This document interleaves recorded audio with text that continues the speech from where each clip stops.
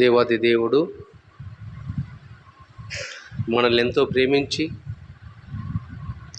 ప్రకటన గ్రంథాన్ని ధ్యానించుకునేటువంటి భాగ్యాన్ని దయచేసినందుకు ఆయనకు స్తుతులు స్తోత్రాలు చెల్లించుకోబద్దులమై ఉన్నాము. ఇంతవరకు మనము 5 అధ్యాయాలు ప్రభు కృపలో పూర్తి చేసుకోగలిగాము. పరలోక రాజ్యం గురించి ప్రభు మనకు బయలుపరిచినటువంటి, మనకు పరిచినటువంటి పరలోక రాజ్య మర్మాలను మనము చూడగలిగాము, నేర్చుకోగలిగాము. అందుని బట్టి దేవాదేవునికి స్తుతులు స్తోత్రాలు వందనాలు. ఈ రోజున మనము 6వ అధ్యాయము ధ్యానించుకుందాం. చిన్న ప్రార్థన. సర్వశక్తిమంతుడా, సర్వోన్నతుడా, మహోన్నతుడా, మా ప్రభువా, మా దేవా, మా రక్షక యెహోవా దేవా, యేసునైనా పరిశుద్ధాత్మ దేవా, మీ ఘనమైన నామమునకు స్తుతులు స్తోత్రాలు వందనాలు చెల్లించుకుంటున్నాం ప్రభువా. మీ దివ్యమైన పాదములకు స్తుతులు స్తోత్రాలు వందనాలు చెల్లించుకుంటున్నాం ప్రభువా. తండ్రి, మా పట్ల మీరు చెప్తున్న ప్రేమకై కృపకై మీకే స్తుతులు స్తోత్రాలు వందనాలు చెల్లించుకుంటున్నాం ప్రభువా. ఇగో తండ్రి, నా గొప్ప దేవా, ఈ సాయంకాల సమయాన్ని తండ్రి ప్రకటన గ్రంథాలని, అందులోని మర్మాలను తండ్రి మేము తెలుసుకోవడానికి తండ్రి మాకు అనుగ్రహాన్ని దయచేసినందుకు మీకే స్తుతులు స్తోత్రాలు వందనాలు చెల్లించుకుంటున్నాం ప్రభా. ఇదిగో తండ్రి, 6వ అధ్యాయాన్ని మేము ధ్యానించుకుంటూ ఉండగానైనా నన్ను పూర్తిగా మరుగుపరిచి నన్ను కేవలం మీ బుర్రగా మాత్రమే వాడుకొని మీరే నేరుగా తండ్రి మాకు బోధించమని తండ్రి నా గొప్పదేవ మాకు నేర్పించి మీ మహిమార్థమై వాడుకోమని ఈ మనలు మా ప్రభు మీ ప్రియకుమారుడైన యేసయ్య నామమున అడిగి వేడుకుని ప్రార్థించి పొంది ఉన్నాం నా పరమ తండ్రి. ఆమేన్. ఆమేన్.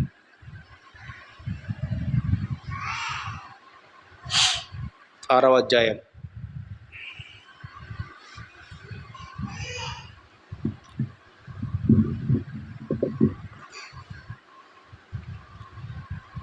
మొదటి వచనం నేనే చదువుతాను, వినండి. ఆ గొర్రెపిల్ల ఆ 7 ముద్రలలో మొదటి దానిని విప్పినప్పుడు నేను చూడగా ఆ 4 జీవులలో ఒకటి రమ్ము అని ఉరుముమంటి స్వరముతో చెప్పుట వింటిని. మరియు నేను చూడగా ఇదిగో ఒక తెల్లని గుర్రము కనబడెను. దాని మీద ఒకడు విల్లు పట్టుకొని కూర్చుండి ఉండెను. అతనికి ఒక కిరీటం ఇయ్యబడెను. అతడు జయించుటకు బయలు వెళ్ళెను. ఈ మాటలు ఎవరు చెప్తున్నారమ్మా? యోహాను గారు చెప్తూ ఉన్నారు. పరలోక రాజ్యంలో చూస్తూ మనతో చెప్తూ మనకు ప్రత్యక్షపరుస్తూ ఉన్నాడు.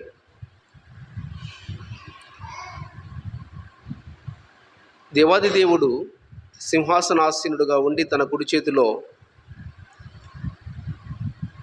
7 ముద్రలచే ముద్రింపబడినటువంటి ఆ గ్రంథాన్ని పట్టుకొని కూర్చొని ఉంటే యేసుక్రీస్తు ప్రభుల వారు వెళ్ళి ఆ గ్రంథాన్ని తీసుకొని ఆ గ్రంథంలోని 7 ముద్రల్లో మొదటి ముద్రను విప్పాడు. విప్పినప్పుడు యోహాను గారు చూస్తూ ఉండగా ఆ 4 జీవులలో ఒక జీవి రమ్ము అని ఉరుము వంటి స్వరముతో ఒక మాట పలికింది. దాని తర్వాత రమ్ము అని ఆ మాట వినబడిన తర్వాత ఒక తెల్లని గుర్రము యోహాను గారికి కనపడింది. దాని మీద ఒకడు విల్లు పట్టుకొని కూర్చొని ఉన్నాడు. అతనికి ఒక కిరీటం ఇయ్యబడెను. అతడు జయించుటకు బయలు వెళ్ళాను. సరే, మొదటి ముద్రను విప్పాడు యేసుక్రీస్తు ప్రభుల వారు. ఒక తెల్లని గుర్రము మీద కిరీటము పెట్టుకొని ఒకడు వస్తూ ఉన్నాడు. ఒకసారి మనము ప్రకటన గ్రంథం 19వ అధ్యాయం 11వ వచనాన్ని చూస్తే అక్కడ యేసుక్రీస్తు ప్రభుల వారు తెల్లని గుర్రము మీద వస్తూ ఉన్నాడు. చదవండి అమ్మా. మరియు పరలోకము తెరవబడి ఉండుట చూచితిని. అప్పుడదిగో తెల్లని గుర్రం ఒకటి కనబడెను. దాని మీద కూర్చుని ఉన్నవాడు నమ్మకమైన వాడును సత్యవంతుడును అనునామము గలవాడు. ఇంకా చదవమ్మా. ఆయన నీతిని బట్టి విమర్శన చేయుచు యుద్ధము జరిగించుచున్నాడు. ఇంకా చదవమ్మా. ఆయన నేత్రములు అగ్ని జ్వాలల వంటివి, ఆయన శిరస్సు మీద అనేక కిరీటములు ఉండేది. చాలమ్మా. ఇక్కడ యేసుక్రీస్తు ప్రభుల వారు దర్శనం ఇది. తెల్లని గుర్రం మీద వస్తూ ఉన్నాడు. ఇక్కడ కూడా మనం 6వ అధ్యాయంలో కూడా మొదటి ముద్ర విప్పబడినప్పుడు ఒకడు తెల్లని గుర్రము మీద వస్తూ ఉన్నాడు. అతను జయించుచూ వస్తూ ఉన్నాడు. అతనికి ఒక కిరీటము ఇవ్వబడింది. కొంతమంది బైబిల్ పండితులు ఇతను యేసుక్రీస్తు ప్రభుల వారు అని చెప్పేసి అభిప్రాయపడుతూ ఉన్నారు. అది తప్పు. యేసుక్రీస్తు ప్రభుల వారు ఇప్పుడే రాడు.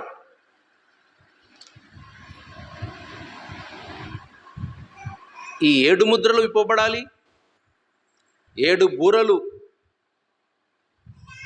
ఊదబడాలి, 7 పాత్రలు చల్లబడాలి. ఇవన్నీ జరిగిన తర్వాత యేసుక్రీస్తు ప్రభుల వారు రాజుగా 2వ రాకడలో వస్తాడు. మరి యేసు ప్రభు మాదిరిగే తెల్ల గుర్రం మీద వస్తూ ఉన్నాడు, కిరీటం పెట్టుకున్నాడు. అయితే ఇక్కడ ఇతను ఒక కిరీటం పెట్టుకున్నాడు.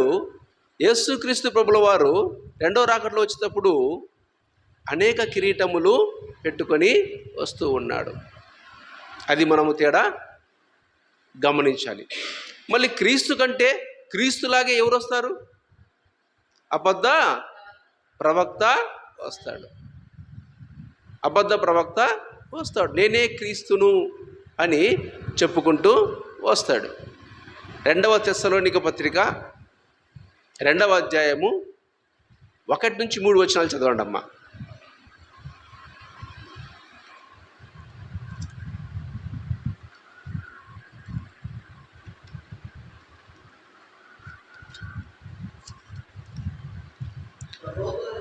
సహోదరులారా, ప్రభువు దినము ఇప్పుడే వచ్చి ఉన్నట్టుగా ఆత్మ వలనైనను మాట వలనైనను మా యొద్ద నుండి వచ్చినదని చెప్పిన పత్రిక వలనైనను ఎవడైనను చెప్పిన ఎడల మీరు త్వరపడి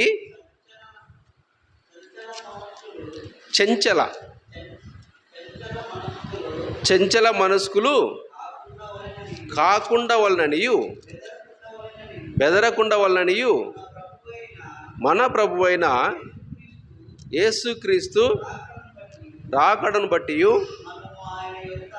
మనము ఆయన యొద్ద కూడుకొనుట బట్టి మిమ్మును వేడుకొనుచున్నాను. చాలు. 3వ వచనం నేను చదువుతాను. అదే అధ్యాయం 3వ వచనము. మొదట భ్రష్టత్వము సంభవించి నాశన పాత్రుడగు పాప పురుషుడు బయలుపడితే గాని ఆ దినము రాదు. ఏ దినం రాదు? 2వ రాకడ దినము రాదు. అంటే యేసుక్రీస్తు ప్రభుల వారి కంటే ముందు ఎవరు వస్తాడంట? భ్రష్టత్వము సంభవించి నాశన పాత్రుడగు పాప పురుషుడు రావాలి. ముందు ఆ పాప పురుషుడు వస్తాడు. ఆ పాప పురుషుడు వచ్చి లోకాన్ని అల్లకల్లోలము చేసిన తర్వాత ఆ దినము వస్తుంది అని పౌలు గారు తెలియజేస్తా ఉన్నాడు. ఈ 3 వచనం మళ్ళీ నేను ఒకసారి చదువుతాను, వినండి అమ్మా. తెస్సలోనికలు రాసిన రెండవ పత్రిక 2వ అధ్యాయము 1-3 వచనాలు. సహోదరులారా, ప్రభు దినం ఇప్పుడే వచ్చి ఉన్నట్టుగా ఆత్మ వలనైనను మాటల వలనైనను మా యొద్ద నుండి వచ్చినదని చెప్పిన పత్రికల వలనైనను ఎవడైనా చెప్పిన ఎడల మీరు త్వరపడి చంచల మనస్కులు కాకుండా వలననియు బెదరకుండా వలననియు మన ప్రభు అయిన యేసుక్రీస్తు రాకడను బట్టి మనము ఆయన యొద్ద కూడుకొనుటను బట్టి మిమ్మును వేడుకొనుచున్నాను. రెండవ రాకడ త్వరగా సంభవిస్తుంది. రెండవ రాకడ సంభవించినప్పుడు మనమంతా ఆయన చేరుకోవాలి, ఆయన దగ్గర కూడుకోవాలి, నూతన యెరూషలేములో మనం ఆయనతో కలిసి ఉండాలి. కాబట్టి మీరు మెలకువగా ఉండండి. అయితే ఒక సూచన, ఎప్పుడు వస్తుంది రెండవ రాకడ దినం? ఎప్పుడు వస్తుంది అంటే 3వ వచనం, మొదట భ్రష్టత్వము సంభవిస్తుంది. మొదట భ్రష్టత్వము ఈ భూమి మీద సంభవిస్తుంది. ఆ సంభవించినాక నాశన పాత్రుడగు పాప పురుషుడు వస్తాడు. నాశన పాత్రుడగు పాప పురుషుడు వస్తాడు. ఆ దినం ఆ పాప పురుషుడు వచ్చి తన ప్రయత్నాలు తాను చేసుకున్న తరువాత యేసుక్రీస్తు ప్రభువు వారు రెండవ రాకడలో వస్తాడు. ఈ పాప పురుషుడే ఇక్కడ మనము 6వ అధ్యాయంలో చూసుకుంటున్నటువంటి ఈ తెల్లని గుర్రం మీద వచ్చేటువంటి ఒక వ్యక్తి. ఇది మనము గమనించాలి. యేసుక్రీస్తు ప్రభుల వారు కాదు. కొంతమంది పండితులు తెల్లని గుర్రం మీద యేసుప్రభువే కదా వచ్చేది, కాబట్టి ఇక్కడ యేసుప్రభు వస్తున్నాడు అని చెప్పేసి బోధిస్తూ ఉన్నారు. అది పొరపాటు కాదు, తప్పేది. ఎందుకంటే ఆయన చెప్పాడు, నేనే క్రీస్తుని చెప్పేసి మీ ముందుకు వస్తారు, మీరు మెలకువగా ఉండండి అని చెప్పేసి చెప్పాడు. Right, okay. ఇక్కడ మొదట బూర ఊదినప్పుడు ఒక గుర్రం వస్తుంది. ఆ గుర్రం మీద ఒకడు వస్తాడు, అతడు కిరీటం పెట్టుకొని వస్తాడు. అంటే అది పాప పురుషుడు యేసుక్రీస్తు ప్రభువు వారి మాదిరిగానే వచ్చి అతనికి చేతినటువంటి నాశనాన్ని చేయడానికి ప్రయత్నం చేస్తాడు. ఇది మొదటి బూరకు సంబంధించిన మొదటి ముద్రకు సంబంధించినటువంటి విషయం. ఇది గుర్తుపెట్టుకోండి. నెక్స్ట్, ఆయన రెండవ ముద్రను విప్పినప్పుడు రమ్ము అని రెండవ జీవి చెప్పుట వింటిని. అప్పుడు ఎర్రనిదైన వేరొక గుర్రము బయలు వెళ్ళాను. మనుషులు ఒకనికొకడు చంపుకొన్నట్లు భూలోకములో సమాధానము లేకుండా చేయుటకు ఈ గుర్రము మీద కూర్చున్న వానికి అధికారం ఇయ్యబడేను. మరియు అతనికి ఒక పెద్ద ఖడ్గము ఇయ్యబడేను. అతనికి ఒక పెద్ద ఖడ్గము ఇయ్యబడేను. రెండవ ముద్రను విప్పిన తర్వాత ఇంకొక గుర్రం, ఎర్రదైన గుర్రము వస్తూ ఉంది. ఆ గుర్రం పైన ఒకడు కూర్చుని ఉన్నాడు. అతనికి ఏమి ఇవ్వబడిందంట? ఒక పెద్ద ఖడ్గము ఇవ్వబడిందంట. అతను ఏం చేస్తాడంట? ఇక్కడికి వచ్చి ఏం చేస్తాడంటమ్మా? మనుషులు ఒకరినొకడు చంపుకొన్నట్లు భూలోకములో సమాధానం లేకుండా చేయుటకు అతనికి అధికారము ఇవ్వబడింది.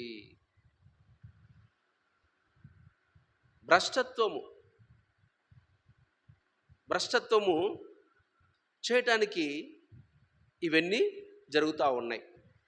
భ్రష్టత్వము సంభవింప చేయటానికి ఇతను ఈ రెండవ గుర్రం మీద వచ్చేటతను చేస్తూ ఉన్నాడు. ఖడ్గం తీసుకొని సమాధానం లేకుండా భూమి మీద ప్రశాంతంగా నువ్వు దేవుణ్ణి సేవించుకుంటూ ఉంటావు. నీ నుండి ఆ ప్రశాంతతను తీసేస్తాడు. అన్నదమ్ముల మధ్య ప్రశాంతత లేకుండా చేస్తాడు. భార్యాభర్తల మధ్య ప్రశాంతత లేకుండా చేస్తాడు. బంధువుల మధ్య ప్రశాంతత లేకుండా చేస్తాడు. ఒకరికొకరు కొట్లాడుకునేటువంటి పరిస్థితిని తీసుకొని వస్తాడు. ఆ పని మీద వస్తున్నాడు ఈ యొక్క ఎర్రని గుర్రం మీద వచ్చేటువంటి ఇతను.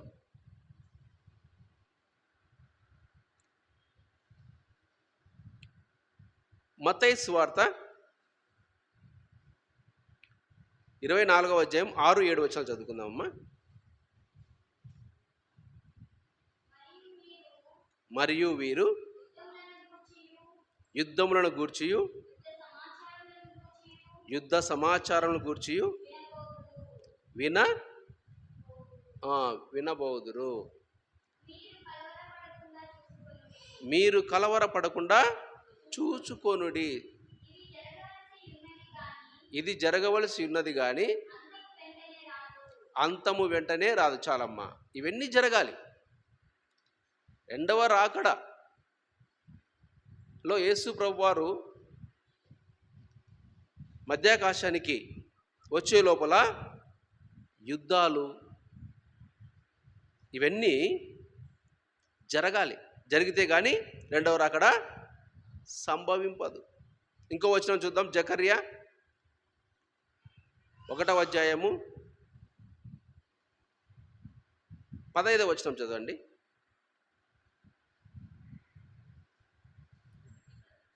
ఒకటి 15. నిమ్మలముగా ఉన్న అన్య జనముల మీద నేను బహుగా కోపించుచున్నాను.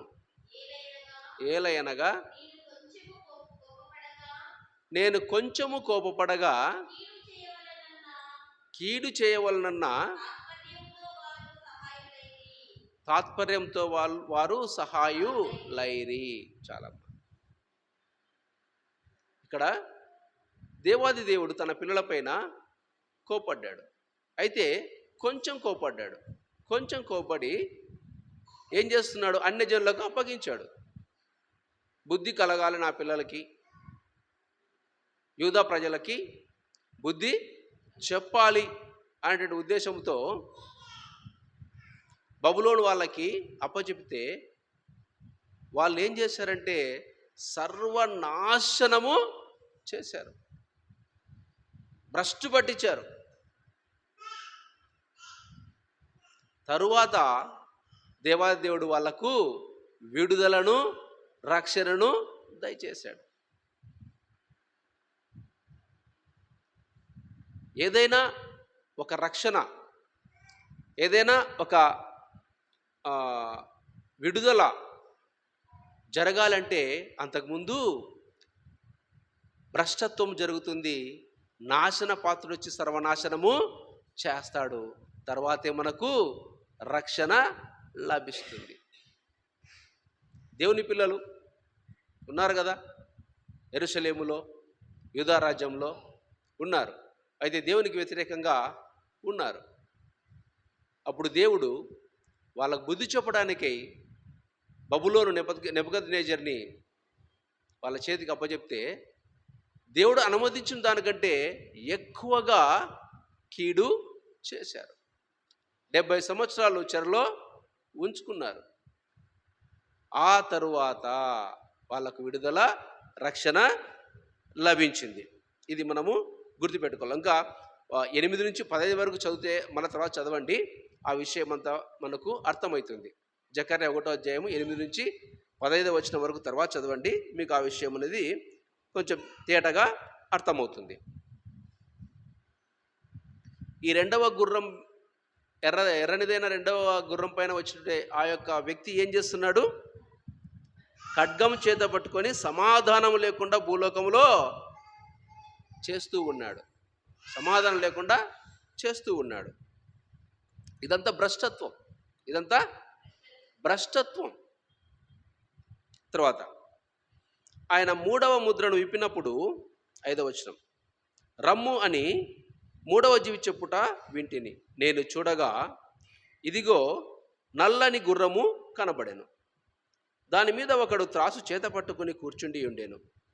మరియు దేనారమునకు 1 సేరు గోధుమలనియు, దేనారమునకు 3 సేర్లు ఎవ్వలనియు, నూనెను ద్రాక్షారసమును పాడు చేయవద్దనియు ఆ 4 జీవుల మధ్య ఒక స్వరము పలికినట్టు నాకు వినబడెను. ఈ మాట ఎవరంటున్నారు? ఈ మాట ఎవరంటున్నారు? ఆ 4 జీవుల మధ్యలో ఒక జీవి ఎవరో మాట్లాడుతూ ఉన్నారు. మూడవ ముద్రను విప్పినప్పుడు నల్లని గుర్రం మీద ఒకడు త్రాసును పట్టుకొని వచ్చినాడు. వస్తే ఒక మాట వినిపిస్తూ ఉంది. ఏంటది? దేనారమునకు ఒక సేరు గోధుమలనియు, దేనారమునకు 3 సేర్లు ఎవ్వలనియు, నూనెను ద్రాక్షారసమును పాడు చేయవద్దనియు, ఆ 4 జీవుల మధ్య, సింహాసనము చుట్టూ ఉంది కదా సృష్టి 4 జీవులుగా, ఆ 4 జీవుల మధ్య ఒక స్వరము పలికినట్టు నాకు వినబడెను. ఇప్పుడు మొదటివాడు వచ్చాడు, నేనే క్రీస్తుని చెప్పుకుంటూ వచ్చాడు. తెల్లని గుర్రం పైన వచ్చాడు. వాడు అబద్ధ క్రీస్తు. తర్వాత రెండవ వాడు వచ్చాడు. వాడు ఏం చేస్తున్నాడు? సమాధానం లేకుండా ఒకరి మధ్య ఒక తగులు పెట్టి మొత్తం అంతా భ్రష్టు పట్టిస్తూ ఉన్నాడు. రెండవవాడు. దానివల్ల ఏం జరుగుతూ ఉన్నాయి? యుద్ధాలు జరుగుతూ ఉన్నాయి, ఒకరిపైన కక్షలు పెరుగుతూ ఉన్నాయి, అసమాధానము మనుషుల మధ్య ఉంది. దాంతో అల్లకల్లోల పరిస్థితులు ఏర్పడ్డాయి. ఇంకా మూడవ గుర్రం పైన వచ్చిన వాడు ఏమంటూ ఉన్నాడు? మూడవ గుర్రం వాడు వచ్చాడు. వస్తే దేవదూతల్లో 4 జీవులలో ఒక జీవి ఈ మాట అంటా ఉన్నారు. ఒక సేరు గోధుమలు మనకు ఒక సేరు దేనారంనకు ఒక సేరు గోధుమలనియు, దేనారంనకు 3 సేర్లు ఎవ్వలనియు, నూనెను ద్రాక్షారసమును పాడు చేయవద్దని అంటున్నారు. ఏంటి ఈ విషయం? దీని అర్థం ఏంటి? ఏదైనా యుద్ధాలు జరిగినప్పుడు ఖచ్చితంగా మనకు అన్ని రేట్లు పెరుగుతాయి. మనకు ఈ మధ్యకాలంలో యుద్ధం లేదు. ఇంతకుముందు మన భారతదేశము చైనాతోనూ పాకిస్తాన్తోనూ యుద్ధాలు జరిగినాయి. యుద్ధాలు జరిగినప్పుడు నిత్యావసర వస్తువుల రేట్లు పెరుగుతాయి. ఎందుకంటే ఆదాయం ప్రభుత్వానికి కావాలి కాబట్టి. యుద్ధ ఆదాయాలు కొనాలా, ఇంత కావాలా, నష్టం జరుగుతుంది. యుద్ధం అంటే నష్టం జరుగుతుంది. కొన్ని వస్తువులు అనవసరంగా నాశనం అయిపోతాయి. అవి మనకు కావాలంటే దొరకవు. కాబట్టి ఏమైపోతుంది? రేట్లు పెరిగిపోతాయి. ఇక్కడ ఈ రేట్లు పెరిగాయి. అయితే ఈ 4 జీవుల్లో ఒక స్వరం వస్తూ ఉంది. ఏది ఏమైనప్పటికీ, మిమ్మల్ని ఏది భయపెట్టినప్పటికీ, మిమ్మల్ని ఏది కంగారు పెట్టినప్పటికీ మీరు దేన్ని పాడు చేసుకోవద్దంటా ఉంది? నూనెను ద్రాక్షారసమును పాడు చేయవద్దు. మీకు ఎన్ని కష్టాలు వచ్చినా, మీకు తిన్నికి ఆహారం దొరికినా దొరకకపోయినా మీరు భయపడొద్దండి. మీరు భయపడి మీ దగ్గర ఉన్నటువంటి ద్రాక్షారసాన్ని, నూనెను మీరు పాడు చేసుకోవద్దండి. ఏంటి ద్రాక్షారసము, నూనె? ద్రాక్షారసము అంటే యేసుక్రీస్తు ప్రభుల వారి రక్తం. యేసుక్రీస్తు ప్రభుల వారి ఆయనే అన్నాడు, ఇది నా రక్తానికి సూచనగా ఈ ద్రాక్షారసాన్ని మీరు తీసుకొని శిష్యులకు పంచాడు. ఇక్కడ ద్రాక్షారసం అంటే యేసుక్రీస్తు ప్రభుల వారి రక్తము. ఆ రక్తం ద్వారా మనకు వచ్చేటి పాప విమోచన, రక్షణ. ద్రాక్షారసం అంటే ఈ 4 జీవులకు స్వరం వస్తుంది. మీకు ఎన్ని కష్టాలు వచ్చినా, మీకు తినడానికి తిండి దొరికినా దొరక్కపోయినా, దేవాది దేవుడు యేసుక్రీస్తు ప్రభుల వారు ఇచ్చినటువంటి రక్షణను నువ్వు పాడు చేసుకోవద్దు. భయాన్ని కల్పిస్తారు, ఇబ్బందులు పెడతారు. దాంతో నువ్వు రక్షణను కోల్పోవద్దు. ద్రాక్షారసాన్ని, నీకు ఇవ్వబడినటువంటి ద్రాక్షారసాన్ని, ప్రభువారు పంచిపోయాడు కదా ద్రాక్షారసాన్ని, నీకు ఇవ్వబడినటువంటి ద్రాక్షారసాన్ని నువ్వు పాడు చేసుకోవద్దు.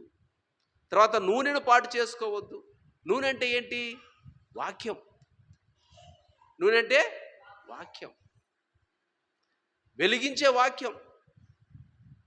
వెలిగించేటువంటి వాక్యం. నీకు ఎన్ని కష్టాలు వచ్చినా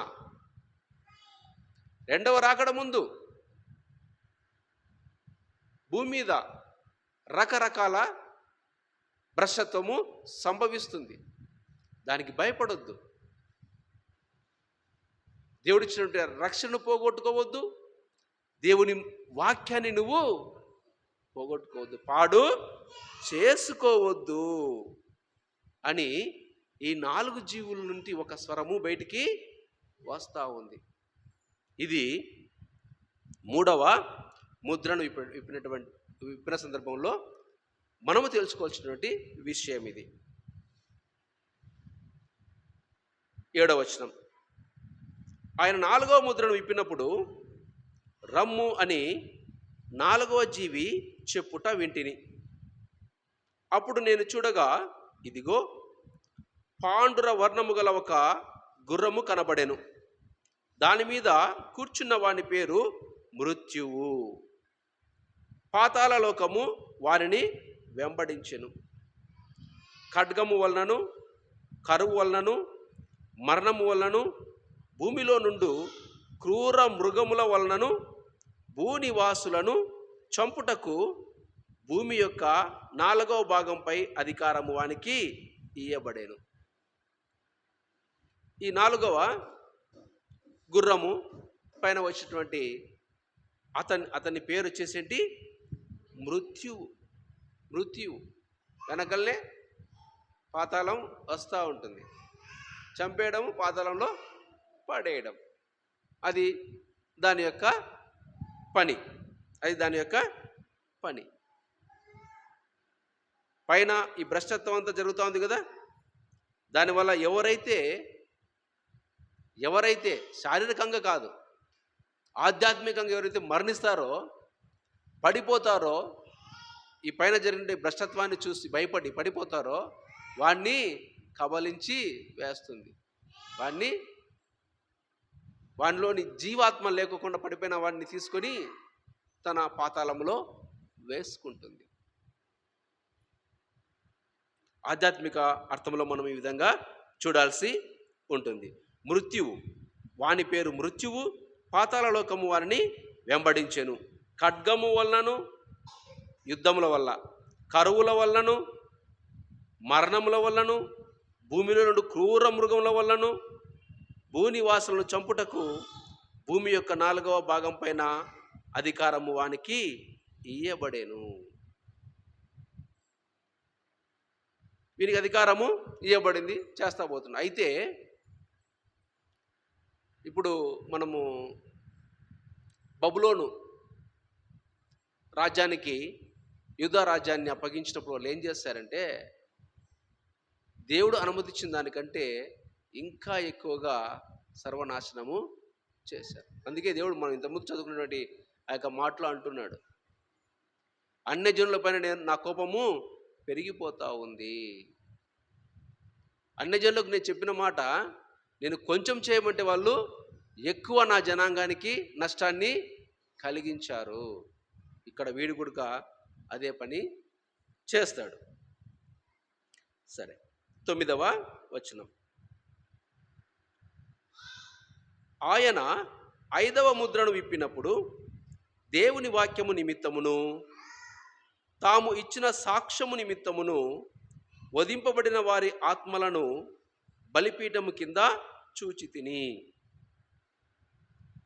బలిపీఠం 5వ ముద్ర విప్పబడింది. యేసుక్రీస్తు ప్రభువు వారు 5వ ముద్రను ఓపెన్ చేశాడు.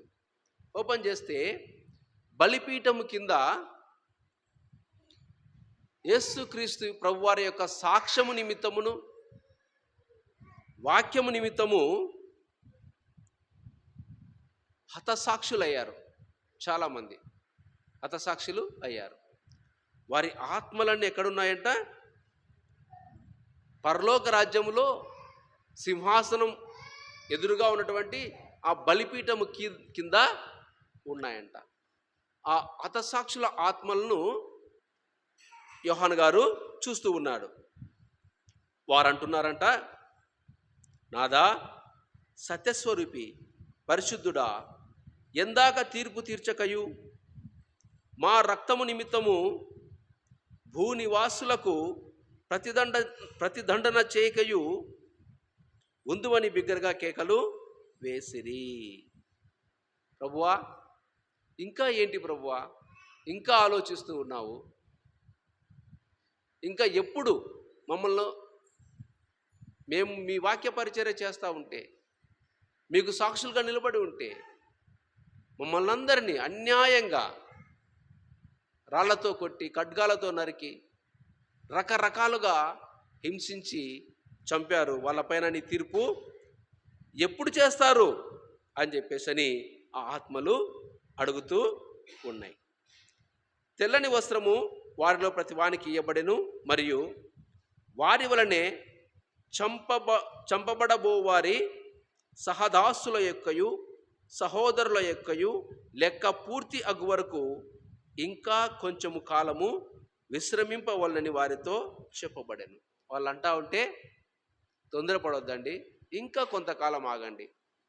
మీలాగా ఇంకా చాలామంది నా నామము కొరకు, నా సాక్ష్యం కొరకు భూమిపైన ఇంకా చాలామంది హతులు కావాలి, వాళ్ళు రావాలి. వాళ్ళు వచ్చిన తర్వాత నేను తీర్పు పంపిస్తాను అని చెప్పేసి అంటా ఉన్నాడు. అంటే యేసు ప్రభు వారికి తన బిడ్డలను ఈ విధంగా చంపడం ఇష్టమా? అంటే అందరినీ కాదు, ఆయన ఏర్పాటు చేసుకున్నటువంటి జనాంగం. దేవుడు యేసు ప్రభుల వారిని ఏ విధంగా అయితే ఏర్పాటు చేసుకున్నాడో, ఎందుకు పంపించాడు ఇక్కడికి? యేసు ప్రభు వారిని చంపబడ్డానికి కదా పంపించిండేది. తన కుమారుని ఏర్పాటు చేసుకునేది ఎందుకు భూమి మీద? చంపబడ్డానికే.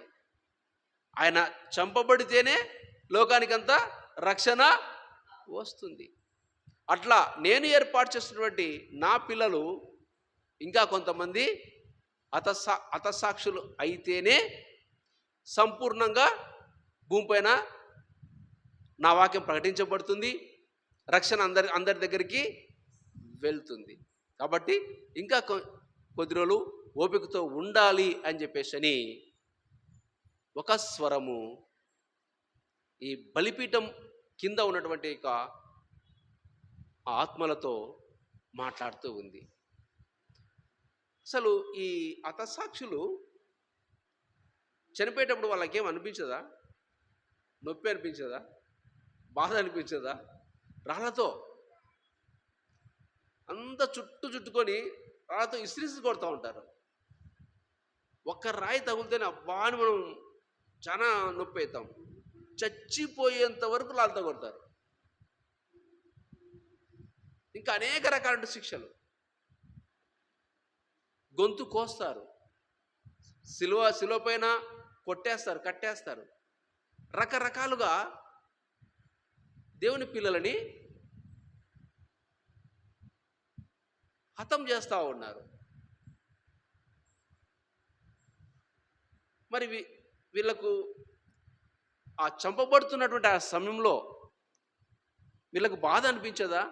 అంటే 100% బాధ అనిపించదు.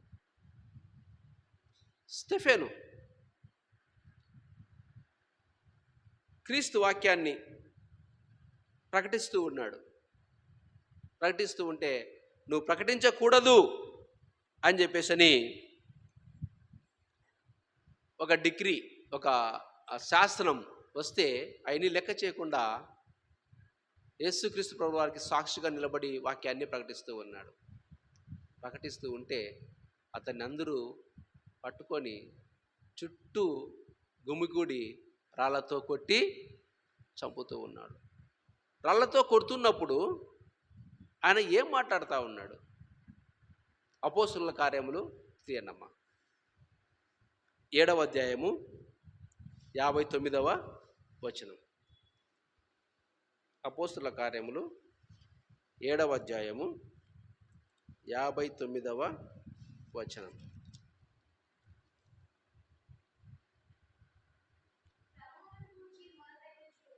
ప్రభువును గూర్చి మొరపెట్టుచు, యేసు ప్రభువా, నా ఆత్మను చేర్చుకొనుమని స్టెఫెను పలుకుచుండగా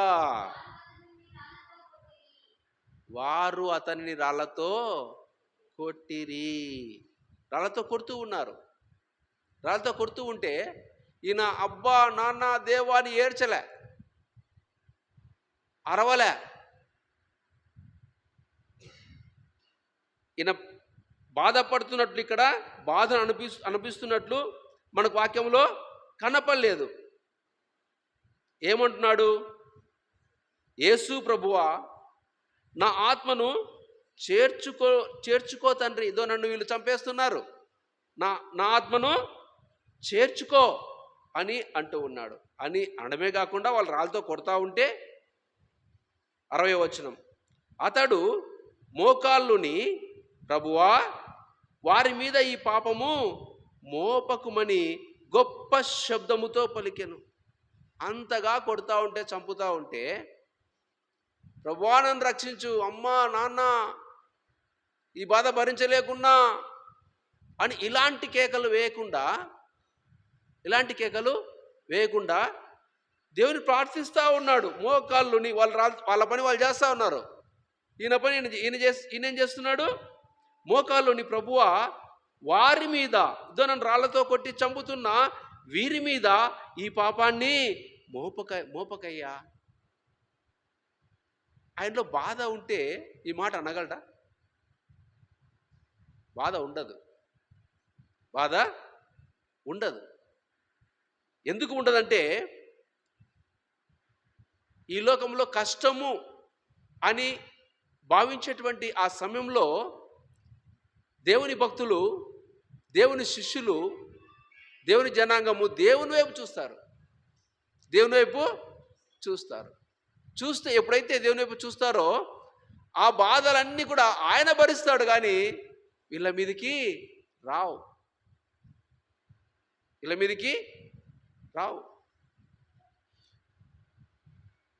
ఇదే అధ్యాయము 54వ వచనం నుంచి నేను చదువుతాను. వారి మాటలు విని కోపంతో మండిపడి అతన్ని చూచి పండ్లు కొరికిరి. అయితే అతడు పరిశుద్ధాత్మతో నిండుకొనిన వాడై ఆకాశం వైపు తేరి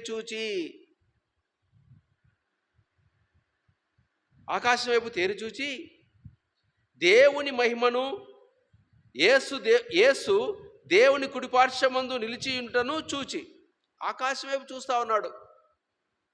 వీళ్ళు దాడి చేస్తూ ఉంటే ఆకాశం వైపు చూస్తూ ఉన్నాడు. ఆకాశం వైపు చూస్తుంటే ఏం కనపడతా ఉంది? నాకు దేవుని మహిమ కనపడతా ఉంది, పరలోక రాజ్యం కనపడతా ఉంది, యేసు దేవుని కుడి పార్శ్వమందు నిలిచి ఉండుట కనపడతా ఉంది. ఆకాశము తెరవబోటయు మనుష్య కుమారుడు దేవుని కుడి పార్శ్వమందు నిలిచి ఇనుటయు చూచుచున్నానని చెప్పెను. ఇది హతసాక్షులు వారి మరణ సమయంలో వారికి ఈ లోకరీత్యా కలిగిన బాధ కలగదంటే కలగదు. వాళ్ళు ఏం చేస్తారు? ఈ లోకానుసారం బాధలు వస్తే ఆకాశం వైపు చూస్తారు, దేవుని వైపు కళ్ళెత్తి చూస్తారు, ప్రార్థిస్తారు. అప్పుడు దేవుడే కనిపిస్తూ ఉంటాడు. దేవుణ్ణి చూసిన టైంలో ఈ లోక బాధలు ఎన్ని వచ్చినా ఏమీ కనబడవు. అది ఇంకా కొంతమంది హతసాక్షులు రావాలి అంటే వాళ్ళు హతసాక్షులుగా వధింపబడుతున్నప్పుడు వాళ్ళకు ఈ లోక రీతిలో ఉన్నటువంటి బాధలు వాళ్ళకు కలగవు.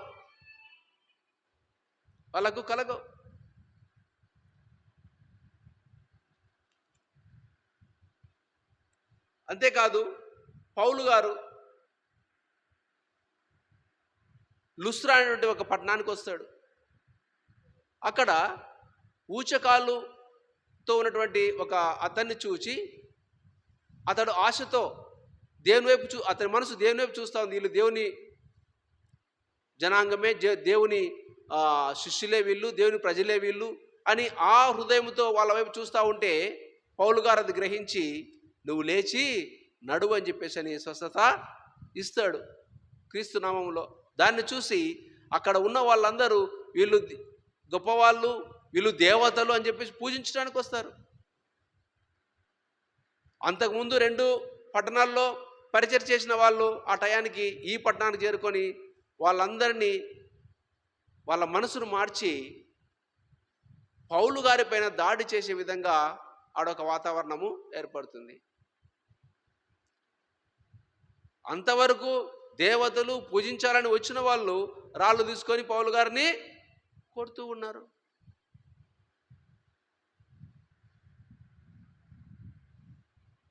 పౌలు గారిని కొడుతూ ఉన్నారు. సరే, పడిపోయినాడు, చనిపోయాడని చెప్పేసి వాళ్ళు వదిలిపెట్టి వెళ్ళిపోయారు. నీకో నాకో మన దేవుని స్వార్థ పఠిస్తున్నప్పుడు ఈ అనుభవం ఎదురైతే నెక్స్ట్ ఎదురయ్యి ఎట్లో గట్ల బ్రతికి బయటపడితే నెక్స్ట్ మళ్ళీ స్వార్థకు పోతావా?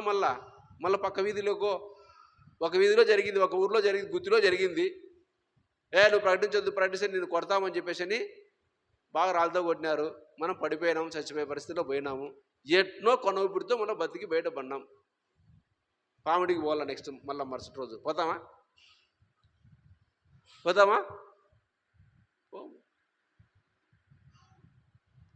ఈయన అంత స్థితిలో నుంచి తేరుకొని మళ్ళీ దెర్బేకి వెళ్ళి అక్కడ సువార్తను ప్రకటిస్తాడు. ఆయన హతసాక్షులు వధింపబడుతూ ఉన్న సమయంలో, చంపబడుతున్న సమయంలో ఈ లోక బాధల వల్లకు కనబడవు.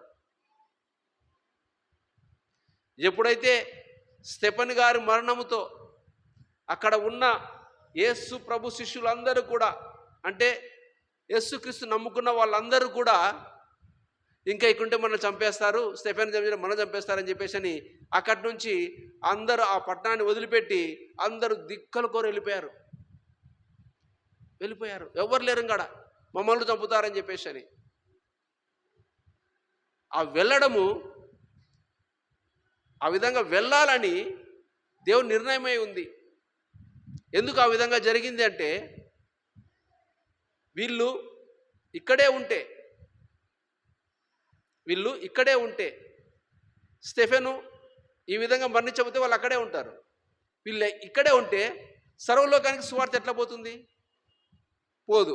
కాబట్టి అక్కడ స్టెఫెను గారిని హతసాక్షిగా నిలబెట్టాడు, హతసాక్షిగా ఆయన్ను చేశాడు. దాంతో మిగతా వారంతా భయపడి చుట్టుపక్కల ఆ దేశాలకు, రాజ్యాలకంతా పారిపోయి వెళ్ళిపోయారు. దాంతో అక్కడ పోయినా కూడా వాళ్ళు ఏం చేశారు? మళ్ళీ ప్రార్థన, పరిచర్య, యేసు ప్రభు వారి సువార్త ప్రకటించడము, ఆ విధంగా జరిగింది. దాంతో ప్రభు సువార్త చాలా వేగంగా విస్తరించింది. ఆ విధంగా ఉంటాయి ఆయన పరిచర్యలన్నీ కూడా. పౌలు శీల జైల్లో పెట్టకపోతే ఆ దొంగలంతా మారతారా? మారరు. కాబట్టి అక్కడ ఆ కార్యం జరిగించాలా. ఆ కార్యం జరిగించి కరడుగట్టిన అందరికీ రక్షణను ఇచ్చాడు. ఇక్కడ మనం గమనించాల్సిన విషయం ఏంటంటే, హతసాక్షులు ఏమయ్యా, ఇంకా ఇన్ని రోజులయ్యా దేవా, ప్రభువా, మమ్మల్ని చంపిన వాళ్ళకు తీర్పును ప్రకటించు అని అంటే ఏమంటున్నాడు దేవాదేవుడు? ఇంకా కొంచెం కాలము ఉండండి, మీరే కాదు మీ సహోదరులు ఇంకా కొంతమంది హతసాక్షులు కావాలి, నా నామము విస్తరించబడాలి అని ఈ 5వ ముద్ర విప్పినప్పుడు ఇది జరిగింది. మనము ఇందులో నుంచి ఏమి గుర్తుపెట్టుకోవాలి? యేసు ప్రభు వాక్య పరిచర్యలో మనకేదైనా శోధన వచ్చింది, మనకు ఇబ్బంది వచ్చింది, మనకు బాధ కలిగింది అంటే దానివల్ల ఏదో గొప్పది జరగబోతా ఉంది అనేది మనము గుర్తుంచుకోవాలా. మనం ఆశపడాలా, ప్రభువా నన్ను కూడా ఒక హతసాక్షిగా వాడుకో ప్రభువా, నేను హతసాక్షి కావడం వల్ల మీ నామం ప్రచురించబడుతుంది, రక్షణ ఇంకా విస్తరిస్తుందంటే ప్రభు నన్ను కూడా హతసాక్షిగా వాడుకో ప్రభు అని చెప్పేసి వాక్య రీతిగా మనము సిద్ధపడగలిగిన వారమై ఉండాల. ఇంకా కొంతమంది ఉన్నారంటున్నాడు దేవుడు. వీళ్ళంతా అయిపోయేంత వరకు తీర్పు రాదు అంటున్నాడు. ఇంకా మనకైతే ఛాన్స్ ఉంది, మనకింకా ఛాన్స్ ఉంది. ఏ ఛాన్స్? దేవుని కోసం హతసాక్షి అవ్వటానికి మనకి ఇంకా అవకాశము ఉంది. మనం స్వీకరించగలగడానికి దేవుని నామములో మనం సిద్ధంగా ఉండగలిగితే చాలా గొప్ప ధన్యులం మనం. ఇది 5వ ముద్ర. 6వ ముద్ర 12వ వచనం.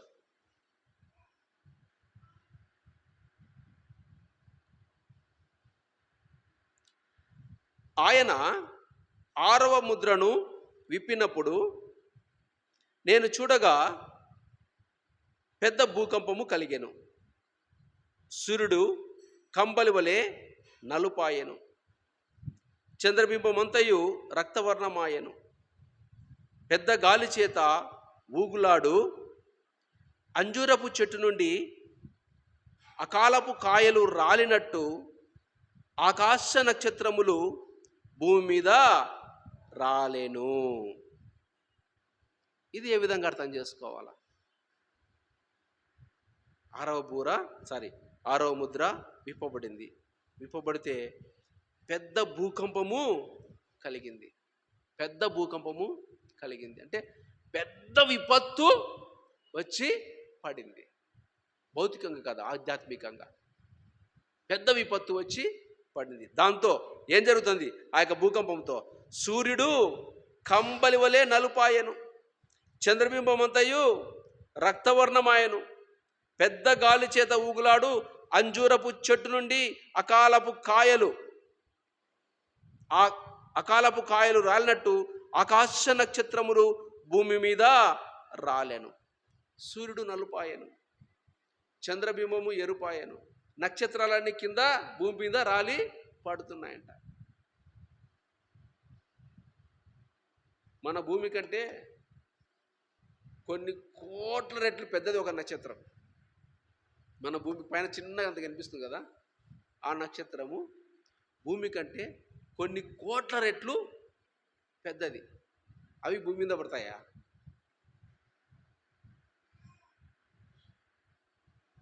ఒక నక్షత్రంలో భూమి ఇంత ఉంటుందంతే. ఇక్కడ ఏంటి అంటే పెద్ద భూకంపము కలుగుతుంది అంటే గొప్ప విపత్తు జరుగుతుంది. ఆ విపత్తులో సూర్యుడు నలుపాయెను. ఎవరైతే యాజకులుగా ఉంటారో వాళ్ళకు కష్టాలు సంభవిస్తాయంట. సూర్యుడు అంటే యజమాని, యాజకుడు. పాత నిబంధన గ్రంథంలో యోసేపు ఒక కళ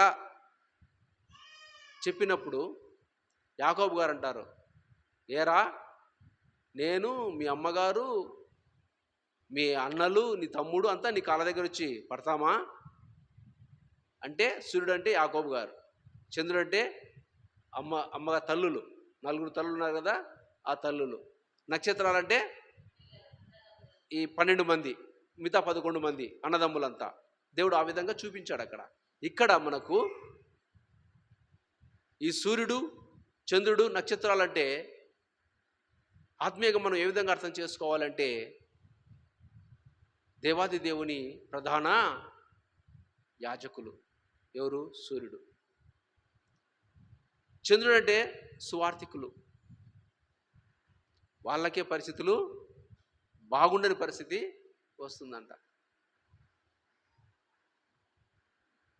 ఆ కలిగేటువంటి విపత్తులో చాలా కష్టాలు వస్తాయంట.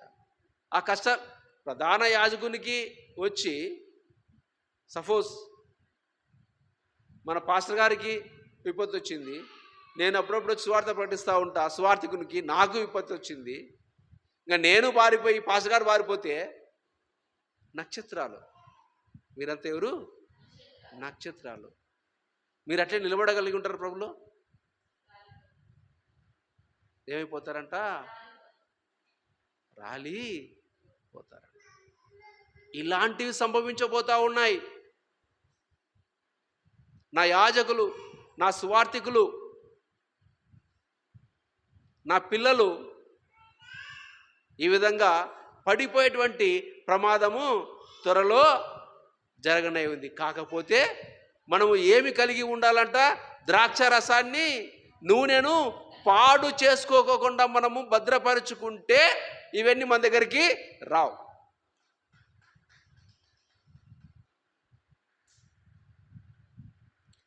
పద్నాలుగవ వచనం. మరియు ఆకాశ మండలము చుట్టబడిన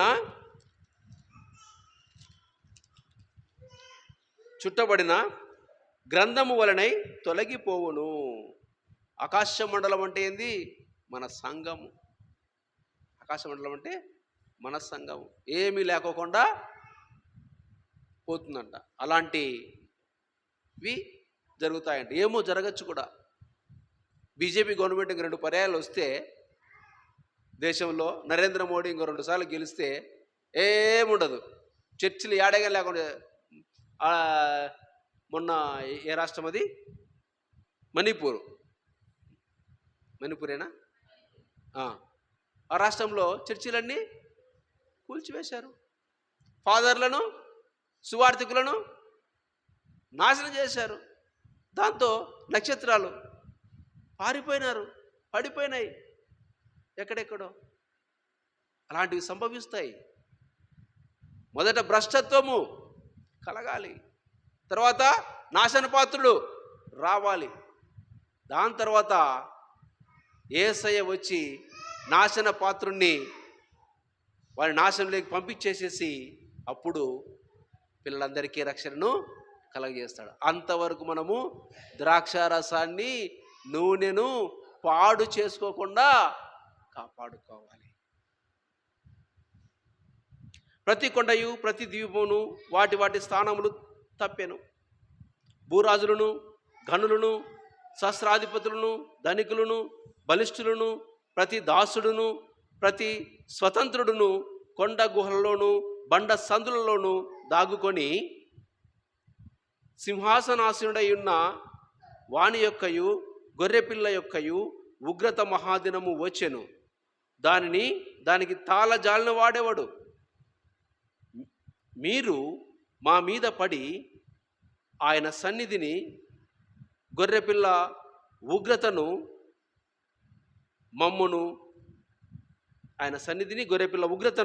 మమ్మును మరుగు చేయుడి అని పర్వతములతోనూ బండలతోనూ చెప్పుచున్నారు.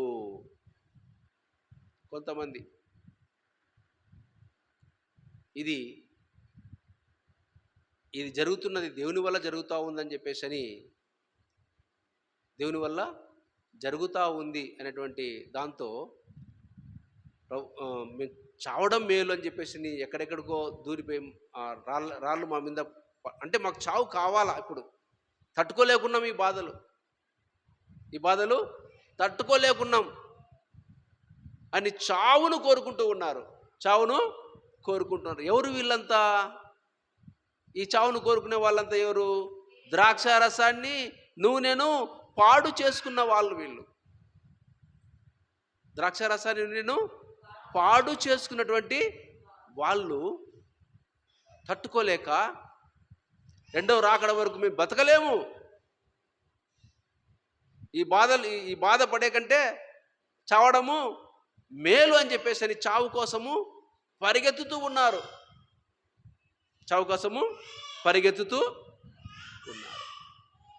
ఎన్ని ముద్రలు విప్పబడ్డాయమ్మా? 6 ముద్రలు విప్పబడ్డాయి.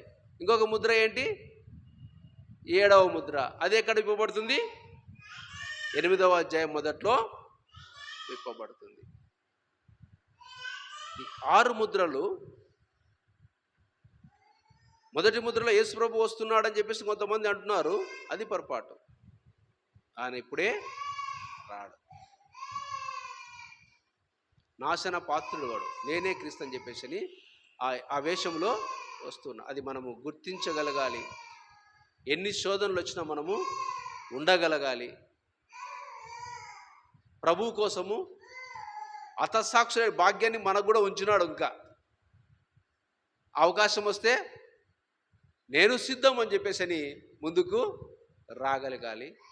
ఇవంతా మనం ఎప్పుడు చేయగలుగుతాము అంటే, ద్రాక్ష రసాన్ని నూనెను మనము వృధా చేయకోకుండా చివరి వరకు కాపాడుకుంటేనే ఇవన్నీ మనము చేయగలుగుతాం. దేవుడు తన వాక్యమును ఆశీర్వదించునుగాక. ఏమన్నా డౌట్స్ ఉంటే చెప్పండి అమ్మా, ఈ 6 ముద్రల గురించి.